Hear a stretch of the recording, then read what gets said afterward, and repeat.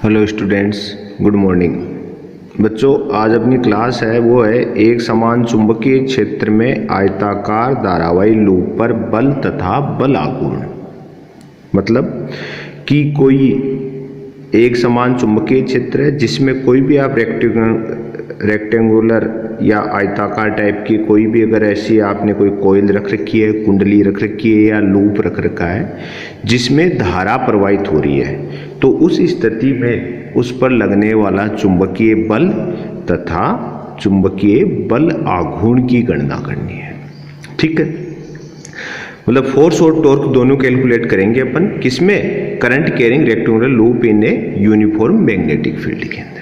ठीक है, अब देखो जैसे आपके सामने डायग्राम है क्या कि एक समान चुंबकीय क्षेत्र, मतलब अपन देख रहे हो एन और एस, मतलब चुंबक के डाइपोल दिखा दिया आपने कि ये एक चुंबक है, चुंबकीय क्षेत्र एक समान, जिसके अंदर आपकी पी क्यू आर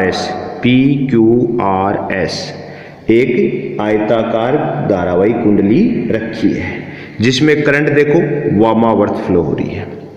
तो इस कोयल पर, इस आयताकार आपके लूप पर लगने वाला बल और बल आघूर्ण, इसकी अपने को गणना करनी है। देखो सबसे फर्स्ट तो ये कि डायग्राम में आपने जिसको भी रिप्रेजेंट किया उसके बारे में लिखें, क्योंकि देखो डेरिवेशन का फर्स्ट लॉ तो यही होता है कि आपने जिसको जो माना है उसके बारे में आप बताएं। ठीक है, तो अपन कह सकते हैं कि उपरोक्त चित्र में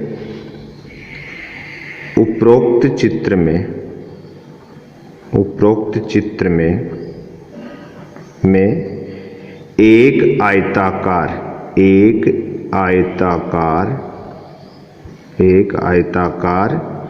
धारावाही लूप क्या है, पी क्यू आर एस, धारावाही loop P Q R S दर्शाया गया है, दर्शाई गई है। ठीक है, गई है।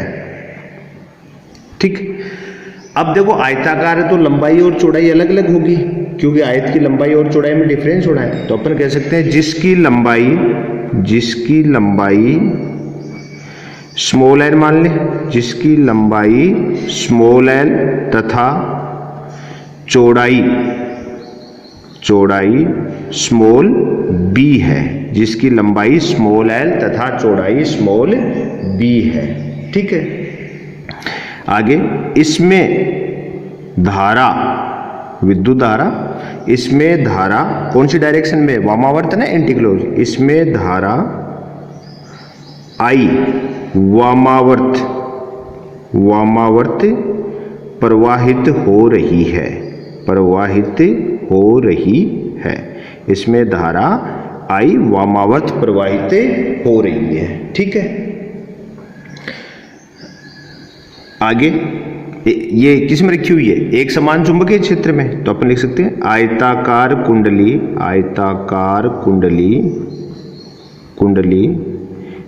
एक समान चुंबकीय क्षेत्र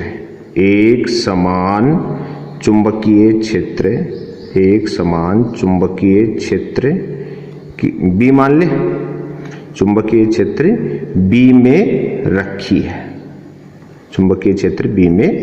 है, ठीक है। अब देखो यहां पर साथ में क्या है, देखो डायग्राम में चुंबकीय क्षेत्र को थीटा एंगल पे माना है। ठीक है, किस पे माना है, थीटा एंगल में। ठीक है, तो इस स्थिति में क्या कह सकते हैं कि कुंडली के तल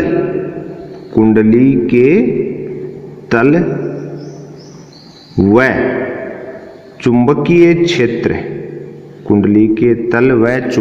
क्षेत्र में थीटा कोण है। कितना कोण है, थीटा। अब देखो थीटा की वैल्यू तो कुछ भी हो सकती है भाई, 0 भी हो सकता है, 90 भी हो सकता है, लेकिन अपन प्रोबेबिलिटी सब लेके चले, सभी प्रायिकता है कि कोई भी हो सकता है थीटा। इस कारण अपन ने तल में और मैग्नेटिक फील्ड के अंदर कितना मान लिया, थीटा कोण मान लिया। अब मेन बात यह है कि अपने को इसके ऊपर सबसे पहले अपन देखें कि इस चुंबकीय क्षेत्र में ये रखी है, इसमें धारा आई प्रवाहित हो रही है, इसके कारण इस पे जो बल लग रहे हैं उनकी गणना करना। अब देखो डायग्राम में मैंने आपको बल दिखा रखे हैं, देखो F1, F2, F3, F4, ठीक है, 4 फोर्स है, मतलब इसकी 4 भुजाएं हैं, PQ, QR, RS और SP। इन चारों भुजाओं पे अगर इन चारों भुजाओं को आप सेपरेट ले लें, अलग अलग समझे, तो देखो ये भी एक धारावाही चालक तार हो गया, ये भी एक धारावाही चालक तार है, ये भी धारावाही चालक तार है, ये भी धारावाही चालक। तो अगर किसी चुंबकीय क्षेत्र में यदि कोई धारावाही चालक तार रखा तो उस पर चुंबकीय बल की तो गणना अपन कर ही सकते हैं, ILB sin थीटा होती है। तो उसके अनुसार अपन चारों पर F1, F2, F3, F4 की वैल्यू कैलकुलेट कर लेंगे और साथ में इनकी डायरेक्शन कैलकुलेट कर लेंगे, और फिर क्या होगा, परिणामी बल क्या होगा, इन सबके सदिश योग के तुल्य हो जाएगा। अब देखो अपन शुरू करते हैं अपन गणना करना, ठीक है। आयताकार कुंडली, आयताकार कुंडली की PQ, QR, RS, SP, चारों मान लेना, 4 भुजाएं हैं, 4 भुजाएं हैं। भाई चारों को अलग अलग भुजाओं के रूप में ले लिया, उससे फायदा रहेगा क्योंकि अपने को आसानी रहेगी कैलकुलेशन पे। जिन पर बल क्रमशः जो अपन ने माने उन्हीं को, लेकिन जिन पर बल क्रमशः F1 vector, F2 vector, F3 vector, F4 vector लग रहे हैं। 4 भुजाएं, हर चारों पर लगने वाले बलों की मान भी अपन ने मान लिया, F1, F2, F3 और F4 लग रहे हैं, ठीक है। अब अपन सबसे पहले अलग अलग याद करें, तो अपन गए सर्वप्रथम भुजा SP पर लगने वाला बल सबसे पहले SP, देखो इसको माना अपन ने, अरे सॉरी SP नहीं, ये PQ, अरे सबसे पहले SP मैंने ऊपर वाली मान ली, खुलने वाली भुजा कौन सी मान ली, PQ। F1 अपने PQ पे माना है, तो सबसे पहले भुजा कौन सी ले ली, PQ, कि PQ पर लगने वाला बल कौन है, F1। अब देखो इसके अंदर करंट I फ्लो हो रही है, ये आपने माना है, आपको हो तो यहाँ पर अपन डायग्राम में दिखा सकते हैं करंट I, ठीक है। तो करंट I इसमें फ्लो हो रही है, इसकी कोई न कोई लंबाई है, लंबाई आपने L मानी है, स्मॉल l, तो L लंबाई है, बहने वाली धारा I है, चुंबकीय क्षेत्र क्या विद्यमान है, B है। जब धारा हो, लंबाई हो और चुंबकीय क्षेत्र हो तो कौन सा फॉर्मूला लगता है बल के, चुंबकीय बल के लिए, F = ILB sin थीटा। तो अपन सबसे पहले लगा दे, तो अपन बात कर सकते हैं कि भुजा SP पर लगने वाले बल की बात कर लें, तो लगने वाला PQ, SP ले लें, अपने बार बार दिमाग में SP आ रहा है तो अपन SP ले लेते हैं। सर्वप्रथम भुजा SP ये ले लेते हैं, ऊपर वाली SP, इस भुजा पर लगने वाला बल। अब देखो इस पर लगने वाला क्या होगा, ILB sin थीटा, तो अपन कहेंगे F4 है, तो F4 vector = ILB sin theta. अब देखो इसकी चौड़ाई क्या मानी आपने, स्मॉल b, और लंबाई क्या मान ली है, स्मॉल l। तो अपन यहाँ पर लेंथ तो क्या हो जाएगी, L क्या हो जाएगी, स्मॉल b, ठीक है, और थीटा अपना इसमें है ही, तो इस कंडीशन में अपन इसको क्या मान लेंगे, तो अपना F4 की वैल्यू क्या हो जाएगी, F4 vector = IB cross capital B। ये अपना आ गया, ये इसके इक्वल यूं लिख दें, IB capital B sin theta. ये इक्वेशन नंबर फर्स्ट देती है। क्या किया आपने, सबसे फर्स्ट आपने PS भुजा पे निकाला, PS भुजा पर फॉर्मूला लगा दिया F is equal to ILB sine theta.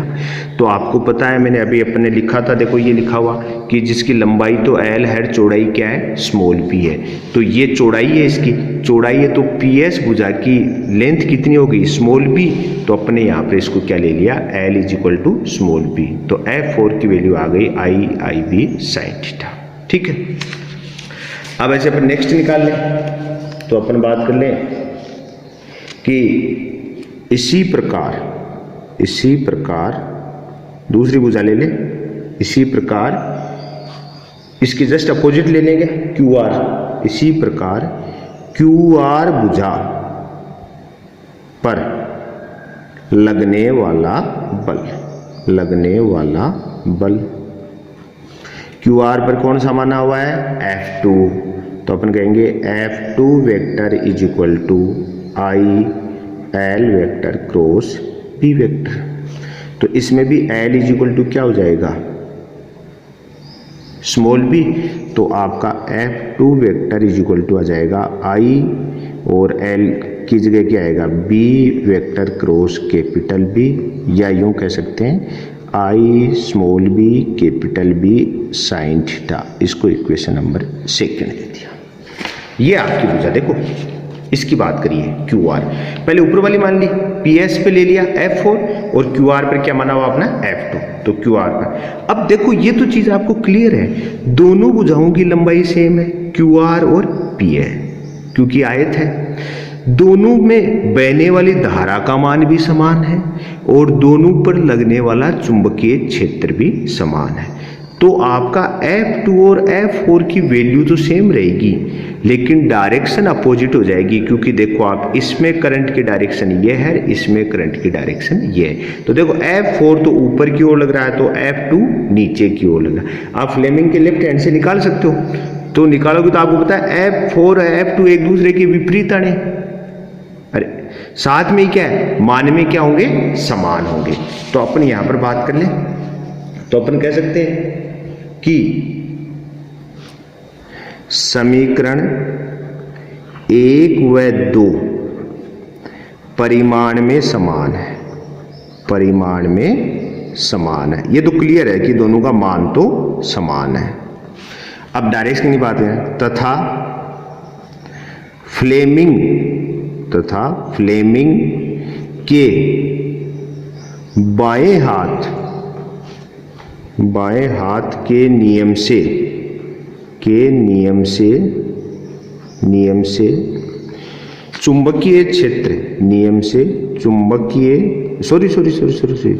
से बल की दिशा ज्ञात करने पर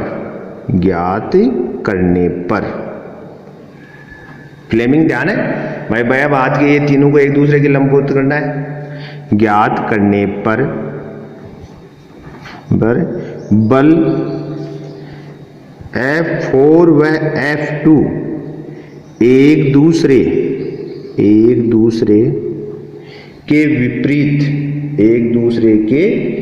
विपरीत कार्य करते हैं, एक दूसरे के विपरीत प्राप्त होती है।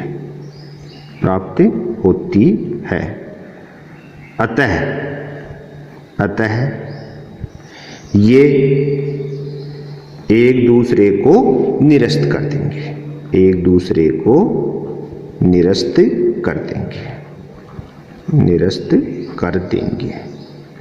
ये लो भाई, 2 का तो काम हो गया। ठीक है, कि ये चीज तो क्लियर हो गई कि अपन ने देख लिया कि F4 और F2 की वैल्यू तो सेम आएगी और साथ में क्या है, डायरेक्शन अपोजिट आएगी। तो मान समान है, दिशा में विपरीत है, तो सदिश राशियां एक दूसरे को निरस्त करती है कि नहीं करती। तो F2 और F4 तो आपस में क्या हो जाएंगे, कैंसिल हो जाएंगे।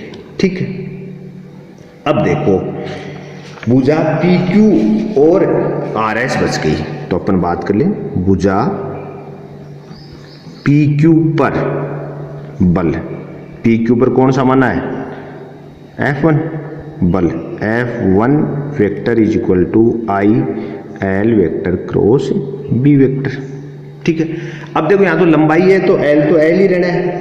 तो इस स्थिति में क्या कर लेंगे अपन, F1 vector is equal to ILB sine theta, और यहाँ पर थीटा की वैल्यू एक दूसरे की क्या आ जाती है, लंबवत आते हैं। देखो एक दूसरे के लंबवत है, ये देखो लंबवत है, एक दूसरे के लंबवत होंगे तो यहाँ पर थीटा की वैल्यू कितना आ जाएगी 90।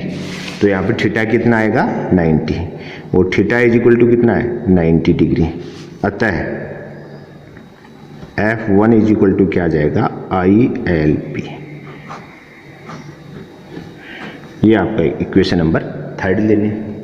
और ऐसे ही अपन बात कर लें भुजा कौन सी बच गई अपनी RS, तो भुजा RS पर बल, RS पर बल निकालेंगे तो वो क्या माना हुआ अपना RS पर क्या माना हुआ है F3 वेक्टर। तो F3 vector is equal IL vector cross B vector. तो F3 vector is equal to क्या आ जाएगा ILB साइन थीटा, और इसमें भी क्या है theta is equal to 90 degree. तो F3 इज इक्वल टू जाएगा ILB। ये आपका इक्वेशन नंबर 4। अब देखो इसके अंदर भी ये दोनों कंडीशन में आप कहोगे 90 कैसे लिए, क्योंकि देखो यहाँ पर ये दोनों के बीच में एंगल क्या होगा L के और B के बीच में 90 डिग्री आ रहा है। देखो ये प्लेन बना रहा था थीटा, कारण ये दोनों तो 90 पर रहेंगे ना कि B और ये, तो ये दोनों में कंडीशन में तो थीटा की वैल्यू कितनी आ जाएगी 90 आ जाएगी। साइन 90 की वैल्यू क्या होती है 1 होती है। तो F3 is equal to ILB। अब देखो वही चीज फ्लेमिंग के बाएं हाथ से अपन निकालें, तो फ्लेमिंग के बाएं हाथ से आप बल की डायरेक्शन निकालोगे तो F1 और F3 दोनों का मान तो सेम आ गया, लेकिन डायरेक्शन में भी देखो ये एक दूसरे के प्रति समांतर है कि नहीं है, एक दूसरे के क्या है प्रति समांतर। इस कारण ये F1 और F3 भी निरस्त हो जाएंगे। तो यहाँ पर अगर इनकी अपन वापस निकालेंगे तो ये दोनों भी एक दूसरे के समांतर प्रति समांतर होने के कारण निरस्त हो जाएंगे। तो अपन कह सकते हैं समीकरण 3 व 4 से स्पष्ट है कि बल F1 व F3 परिमाण में समान है, ठीक है, तथा फ्लेमिंग के बाएं हाथ नियम से दिशा ज्ञात करने पर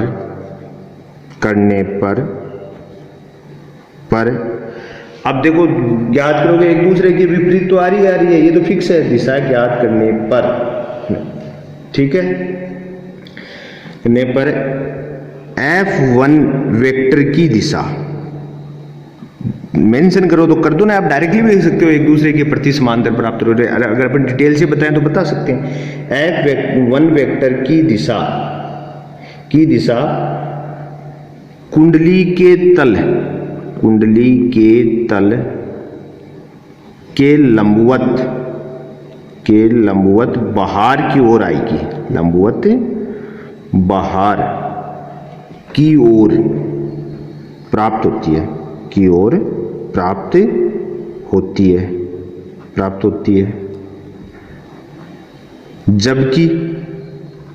जबकि F3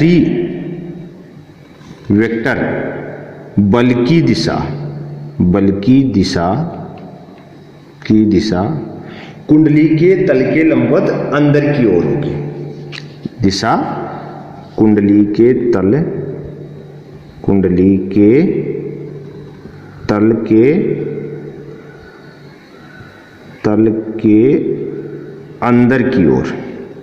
अंदर की ओर प्राप्त होगी। अब देखो यहां से ये चीज क्लियर हो गई कि डायरेक्शन एक की तो तल के बाहर की ओर प्राप्त हो रही है, एक की तल के भीतर की ओर प्राप्त हो रही है। अब आप भी जानते हो एक तो तल के भीतर है, एक तल के बाहर है, तो बताओ डायरेक्शन में एक दूसरे के प्रति समांतर हुए कि नहीं हुए, एक दूसरे के प्रति समांतर हो गए, परिमाण में आपके सामने इक्वल है ही, तो अपन कह सकते हैं ये बल भी क्या हो जाएंगे एक दूसरे को निरस्त कर देंगे, ठीक है। अतः बल F1 वेक्टर व F3 वेक्टर परिमाण में समान परिमाण में समान व दिशा में विपरीत होने के कारण एक दूसरे को निरस्त कर देते हैं, निरस्त कर देते हैं। ठीक है, तो यहां से ये भी क्लियर हो गया कि आपके ये दोनों भी एक दूसरे को निरस्त कर देंगे। ठीक है, ये दोनों भी एक दूसरे को निरस्त करते हैं। तो रिजल्टेंट क्या होगा? तो आयताकार कुंडली पर परिणामी बल क्या प्राप्त होगा भाई? देखो, अतः आयताकार कुंडली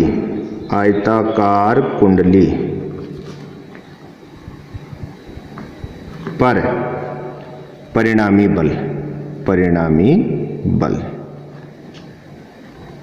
बल क्या होगा? F resultant vector is equal to F1 vector plus F2 vector plus F3 vector plus F4 vector. भाई चारों बलों का क्या कर दो आप? सदिश योग, और इनका सदिश योग क्या प्राप्त होगा? 0। तो परिणामी बल क्या आता है इसका? 0। किसी भी आयताकार कुंडली को अगर एक समान चुंबकीय क्षेत्र में अपन रखेंगे तो उस पर लगने वाला परिणामी बल क्या आता है? 0 प्राप्त होगा। FR रिजल्टेंट वो क्या आएगा? 0 होगी। ठीक है, अतः तो अपन लिख सकते हैं आयताकार कुंडली पर परिणामी बल 0 होने के कारण स्थानांतरण गति नहीं करेगी कुंडली। भाई तो बल अगर परिणामी बल 0 तो स्थानांतरण गति होगी नहीं। स्थानांतरण गति का तो कारण ही क्या होता है? बल ही तो होगा ना। जो रिजल्टेंट बल की जो डायरेक्शन होगी उसी डायरेक्शन में कोई पिंड गति करता है। इस कारण यहाँ पर परिणामी बल क्या है? 0। अतः कुंडली स्थानांतरण गति नहीं करेगी। स्थानांतरणीय गति नहीं करेगी। ठीक, तो ये तो हो गया इस पर परिणामी बल। अब एक टॉपिक और था इसके अंदर, अपने हेडिंग में लिखा था बल आघूर्ण। अपन इस पर बल आघूर्ण और गुणा करेंगे कि स्थानांतरण गति तो नहीं करे लेकिन घूर्णन गति तो कर सकती है। भाई स्थानांतरण गति तो नहीं करे लेकिन घूर्णन गति तो कर सकती है। बल आघूर्ण की गणना और कर लेते हैं। टॉर्क, कैलकुलेशन ऑफ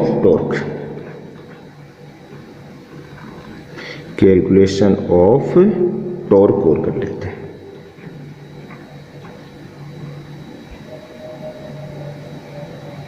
ठीक है, अब देखो कैलकुलेशन ऑफ टॉर्क के लिए आपको पहले बताऊं कि पहले ये डायग्राम देखेंगे तो आपको ज्यादा क्लियर होगा। पहले ये डायग्राम देख लो आप। देखो इसके अंदर क्या है? F2 और F4 एक दूसरे के विपरीत है, लेकिन देखो एक ही रेखा पर है। F2 और F4 क्या है? एक दूसरे के प्रति समांतर भी है लेकिन एक ही रेखा पर है। जबकि F3 और F1 एक दूसरे के प्रति समांतर है लेकिन देखो इनकी रेखा एक नहीं हो सकती। एक ही एक्स पर काम थोड़ी कर रहे हैं, एक दूसरे के प्रति समांतर है। इस कारण ये दोनों तो क्या करेंगे? निरस्त भी होंगे और कोई घूर्णन भी पैदा नहीं करेंगे। लेकिन आपके F1 और F3 क्या करेंगे? घूर्णन पैदा करेंगे। क्यों? क्योंकि एक दूसरे के प्रति समांतर तो हैं लेकिन एक दूसरे को निरस्त नहीं कर रहे हैं। ठीक है, इसका ना अपन डायग्राम की बात करें तो अपना डायग्राम अब यहां से क्लियर होगा भाई कौन कौन से बल काम करेंगे। ये आपका एक चुंबकीय क्षेत्र ले लें अपन एक समान। ठीक है, इसके अंदर अपन बात कर लें अपनी, ये मान लो कि आपकी जो आयताकार कुंडली थी उसके ऊपर दो बल लग रहे हैं। कौन कौन से? F1 और F3, जो क्या पैदा करने वाले हैं? आघूर्ण। तो ये आपके इधर तो लग रहा है, कौन लग रहा है? F1 इज इक्वल टू क्या था? ILB। और इस सिरे पर कौन लग रहा है? F3। तो F3 इज इक्वल टू भी क्या है ILB, दोनों की वैल्यू तो सेम है, लेकिन आपको पता है इन दोनों के बीच की दूरी कितनी थी, मतलब चौड़ाई क्या थी कुंडली की, स्मॉल बी, तो ये आपका स्मॉल बी हो गया। और यहाँ से अगर अपन थीटा माने इसकी, यहाँ से इस चुंबक से ये कोई थीटा हो गया, ठीक है, इसको अपन यहाँ से इसको ऊपर वाली स्थिति को थीटा मान लिया। अब देखो कहानी क्या है, यहाँ से ऐसे एक लंब डालने, ये काम में आएगा, अभी देखना आप। तो ये सिरा तो क्या था आपका Q, और ये इधर वाला सिरा क्या था R, ठीक है। तो अपन सबसे पहले बात करें कि बल F2 व F4, बल F2 व F4 है भाई, ये तो आघूर्ण पैदा करने ही नहीं है ना, तो बल F2 व F4 की क्रिया रेखा मतलब एक ही अक्ष पर है, क्रिया रेखा समान है, एक ही है,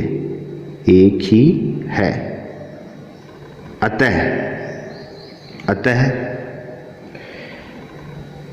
F की क्रिया रेखा एक ही है, अतः ये दोनों बल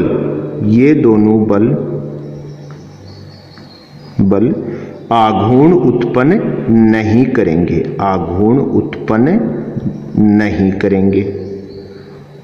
करेंगे, जबकि बल F1 व F3 की क्रिया रेखा एक नहीं होने के कारण आघूर्ण उत्पन्न करेंगे। आघूर्ण का अर्थ जानते हो कि भाई, आघूर्ण किसे कहते हैं? आघूर्ण मतलब घुमाना, यहां पर मतलब इस जो आपकी ये आयताकार कुंडली थी इसको घुमाएगा कौन भाई? अभी देखा आपने कि ये दोनों तो एक दूसरे को निरस्त कर रहे हैं, लेकिन ये जो बल है इन दोनों की क्रिया रेखा एक नहीं है, इस कारण ये क्या करेंगे, इस आयताकार कुंडली का मान लो ये है, तो ये आयताकार कुंडली इसको ऐसे घुमाना शुरू कर देंगे, ये ऐसे घूमना शुरू कर देगी, समझ रहे आप? तो आयताकार कुंडली अपने एक्स के विपरीत ऐसे रोटेट होने लगे। रोटेट का कारण कौन बनेंगे? F1 और F3। बल आघूर्ण आपने पढ़ा होगा भाई, आघूर्ण होगा ही जब दोनों बल क्या हो, अगर परिमाण में समान दिशा में विपरीत है, जब तक परिमाण में समान दिशा में विपरीत है तो एक दूसरे को निरस्त तो कर देंगे, लेकिन अगर एक ही एक्स पर या एक ही क्रिया रेखा पर होंगे जब तो कोई दिक्कत नहीं, लेकिन एक ही क्रिया रेखा पर नहीं है तो उस स्थिति में वो घूर्णन पैदा करते हैं, आघूर्ण पैदा करते हैं, ठीक है। अब देखो बल आघूर्ण पैदा तो हो गया, बल आघूर्ण का कारक कौन बन गए? F1 व F3। तो अपन जानते भाई बल आघूर्ण का फॉर्मूला क्या होता है भाई, 11th क्लास का याद होना चाहिए आपको। बल आघूर्ण इज इक्वल टू क्या होता है बताओ भाई? बल इंटू बलों के मध्य की दूरी, बल इंटू बलों के मध्य की दूरी, बलों के मध्य की दूरी, ठीक, ये अपना फॉर्मूला होता है। तो बल आघूर्ण लगाते हैं अपन, बल आघूर्ण तो बल क्या है? ILB, बल क्या हो गया? ILB। और इनके मध्य की दूरी बात करें तो मध्य की दूरी अपन करें तो देखो ये इसको यहां पर n मान लो, तो इन दोनों के देखो यहां से इन बीच के लंबवत दूरी तो ये हुई ना, देखो अपन क्या बलों के मध्य की लंबवत दूरी, तो इस बल को आप ऐसे ये ऐसे लें तो उनके बीच की मध्य दूरी कौन होगी? QN। लंबवत दूरी कौन आएगी? QN। देखो ये आपका इधर है F1 और डैश डैश करके इधर लाओगे तो इधर कौन आपका F3, तो F1 और F3 के बीच की लंबवत दूरी कौन होगी? QN। तो यहां पर क्या दिखा देंगे अपन? इंटू QN, लंबवत दूरी क्या होगी? QN, ठीक है। अब देखो आप इस ट्रायंगल में देखो, तो यहां पर ट्रायंगल में अपन बात करें कोस थीटा लें, इस ट्रायंगल में क्या लें अपन? Cos theta. मान लो ये भी थीटा है, ये थीटा है, तो ये भी थीटा, तो कोस थीटा क्या होता है? आधार बटा कर्ण। तो cos theta is equal to क्या हो जाएगा? देखो QN अपॉन स्मॉल p, ये कर्ण तो स्मॉल b और आधार, ये कौन हो गया? आधार क्या हो गया? QN। तो यहां से लंब डाल लिया तो ये QN, ठीक है। तो उस स्थिति में QN is equal to B cos theta. तो अपन लिख सकते हैं tau is equal to I L B into B cos theta. ठीक है, अब ये इतना काम तो अपना हो गया। ठीक है, अब देखो ये लंबाई ये चौड़ाई, तो अपन कह सकते हैं एल गुना B is equal to A, लंबाई गुना चौड़ाई बराबर क्या होता है क्षेत्रफल। तो यहां पर क्या आ जाएगा, tau is equal to I A B cos theta, यहाँ tau is equal to I A B cos theta. यदि कुंडली में एन फेरे हैं, एन फेरे हैं, कुंडली में क्या है एन फेरे हैं, तो उस स्थिति में क्या है tau is equal to N I A B cos theta. भाई एन से क्या कर देंगे अपने मल्टीप्लाई कर देंगे, एन फेरे हैं तो एन से मल्टीप्लाई कर देंगे। ठीक है, अब देखो अपन बात करें कि यदि कंडीशन, यदि कुंडली के तल, यदि कुंडली के तल वह नहीं कुंडली के तल पर, यदि कुंडली के तल पर अभिलंब खींचा जाए, अभिलंब खींचा जाए, खींचा जाए कि तल पर अगर अभिलंब खींचा जाए तो वह चुंबकीय क्षेत्र से, चुंबकीय क्षेत्र से अल्फा कोण बनाता है, अल्फा कोण बनाता है। अब देखो बनाता है तो सबसे पहले तो अपन अभिलंब खींचे कि अल्फा कोण, भाई अल्फा मान लिया, आपकी मर्जी है कुछ भी माने, लेकिन अपन पहले अभिलंब तो खींचे। तो ये अपन यहां से कोई इस पर अभिलंब खींचा, तो ये आपने अभिलंब खींच दिया। ठीक है, तो ये कितना कोण बनाता है अल्फा कोण बनाता है। अपने क्या कह दिया, ये कितना कोण बना रहा है अल्फा कोण बनाता है। ठीक है, तो आप भी चाहें तो यहां से लेके यहां तक ये टोटल कोण कितना होगा 90 होगा कि नहीं होगा। तो देखो यहां से लेकर यहां तक का टोटल कोण कितना हुआ 180, थीटा प्लस अल्फा प्लस ये कितना हो जाएगा 90। भाई ये तो 90 होने का भाई कायदा ही है, तो ये कोण कितना बन गया अभिलंब की, तो ये कितना बन जाएगा 90, ये हो गया आपका 90 डिग्री। ठीक है, तो टोटल देखो यहां से लेके यहां से तो 180 बनेगा, तो आपने यहां से अल्फा ले लिया, तो ये थीटा है तो ये अल्फा और ये 90, टोटल 180 होना चाहिए। तो उस कंडीशन में अपन ये कंडीशन एक साथ लगा सकते हैं क्या, कि अपन कह सकते हैं कि theta plus alpha plus 90 is equal to 180, और यूं कह सकते हैं theta plus alpha is equal to 90 degree. तो क्या हो जाएगा, और यहां से क्या जाएगा theta is equal to 90 degree minus alpha.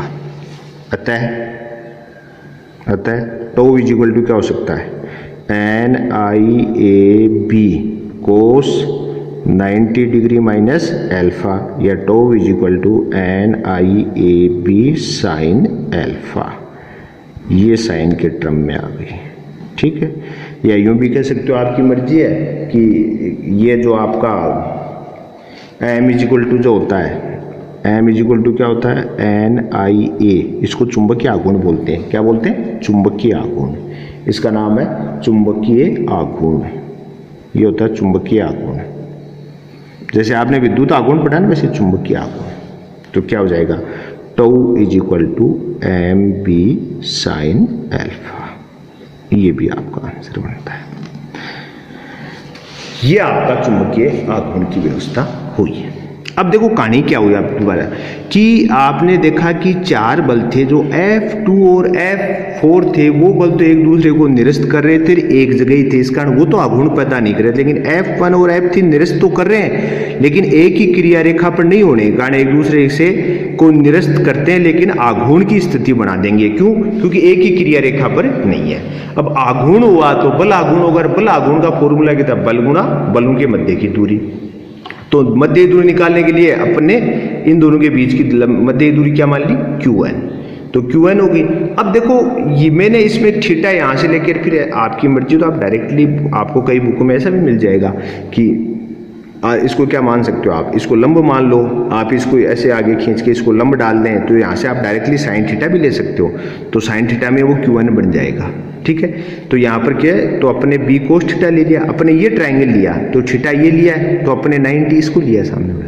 ठीक है, तो उस कंडीशन में अपने को ये सब करना पड़ रहा है। अगर आप डायरेक्टली इसकी बजाय अगर आप उसमें देखते कि आप चाहो तो यहाँ से डायरेक्टली साइन थीटा लेते, अगर थीटा सामने मान लेते तो उस कंडीशन में साइन थीटा भी हो जाता। तो यहाँ से अपने b cos थीटा ले लिया और फिर क्या किया, b cos, इसमें से cos थीटा की वैल्यू ले ली, अपने इसको आधार माना और इसको लंब माना इस कंडीशन में। ठीक है, तो ये आपने cos थीटा ले लिया और cos थीटा से यहाँ से मान आ गया, और साथ में क्या किया, इसको साइन में कन्वर्ट करने के लिए, क्योंकि L तो उस कंडीशन में यहाँ से एक लंब बना, तो इस स्थिति में क्या हुआ, किसके बीच में कोण बना, वो कुंडली के तल और चुंबकीय क्षेत्र के बीच में कोण क्या माना अपने, अल्फा। हमने कहा कि यदि कुंडली के तल पर अभिलंब खींचा है तो वह चुंबकीय क्षेत्र से कितना, अल्फा कोण बताया। मतलब अपने किसके बीच में कोण माना है, ये कुंडली के तल और चुंबकीय क्षेत्र के बीच में, तो उस स्थिति में अल्फा बन जाएगा। तो ये अपना क्या हो जाएगा, अल्फा, ये अल्फा हो गया, ये थीटा हो गया, ये 90 हो गया, टोटल 180 होगा। तो इन सब का योग मान लिया कि theta plus alpha plus 90 equal to 180, और यहाँ से अपन theta equal to 90 degree minus alpha, तो ये भी आ सकता है। हाँ, हो सकता है किसी बुक में आपको यहाँ पर डायरेक्टली साइन थीटा लेकर इसको लंब मानकर ऐसा भी सोल्व किया हुआ मिल सकता है। ठीक है, तो आपकी मर्जी है, उसमें कोई दिक्कत नहीं, आपको कन्फ्यूजन होने की जरूरत नहीं है। ठीक है, अब आपको कंडीशन लगाना हो तो आप लगा सकते हो कि अल्फा की वैल्यू 0 डिग्री हो। अब यहाँ पर अपन कहते हैं कि sine alpha is equal to 0, तो 0 होते ही तो क्या हो जाएगा, ये टोटल 0 हो जाएगा, और अगर इनके बीच में 90 है तो वो क्या होगा, मैक्सिमम हो जाएगा। ठीक है, तो ये आज अपना था आयताकार कुंडली का पर लगने वाला बल व बल आघूर्ण। ठीक है, अपने इससे पहले वाले लेक्चर में आपको एक क्वेश्चन दिया था मैंने, उसका आंसर मैं आपको बता देता हूँ। अपना क्वेश्चन था कि 100 इलेक्ट्रॉन वोल्ट ऊर्जा का एक प्रोटॉन 10⁻⁴ टेस्ला के चुंबकीय क्षेत्र में उसके लंबवत गतिमान है, तो प्रोटॉन की साइक्लोट्रॉन आवृत्ति ज्ञात करो। अब देखो आवृत्ति में आपको इसने लिख रखा है रेडियन प्रति सेकंड। अब सबसे पहले तो मात्रक दे, आवृत्ति की बात करें तो आपके कन्फ्यूजन है भाई कौन सी आवृत्ति है कि कौन सी आवृत्ति है, तो उस कंडीशन में आपको कन्फ्यूजन होने की जरूरत नहीं है, क्योंकि इसने मात्रक दिया है रेडियन प्रति सेकंड, मतलब बात कर रहा है ओमेगा की। ठीक है, ओमेगा का फॉर्मूला साइक्लोट्रॉन में क्या होता है, QB/N। Q आप जानते हो इलेक्ट्रॉन है, B की वैल्यू आपको दे रखी है, और मास आप निकाल सकते हो। तो आप मास क्या है, क्योंकि किसको कर रहा है, प्रोटॉन को, प्रोटॉन का मास कितना होता है 1.67 × 10⁻⁻27, और चार्ज Q की वैल्यू 1.6 × 10⁻⁻19, और T की चुंबकीय क्षेत्र आपको दे रखा है। तो इसमें कोई दिक्कत नहीं, अगर आप ओमेगा इक्वल टू QB/M में अप्लाई करेंगे तो आपका आंसर आ जाएगा, और आंसर होगा आपका 9.6 × 10⁻³ आपका आंसर आएगा B। ठीक है, तो आज के लिए इतना ही, थैंक्स।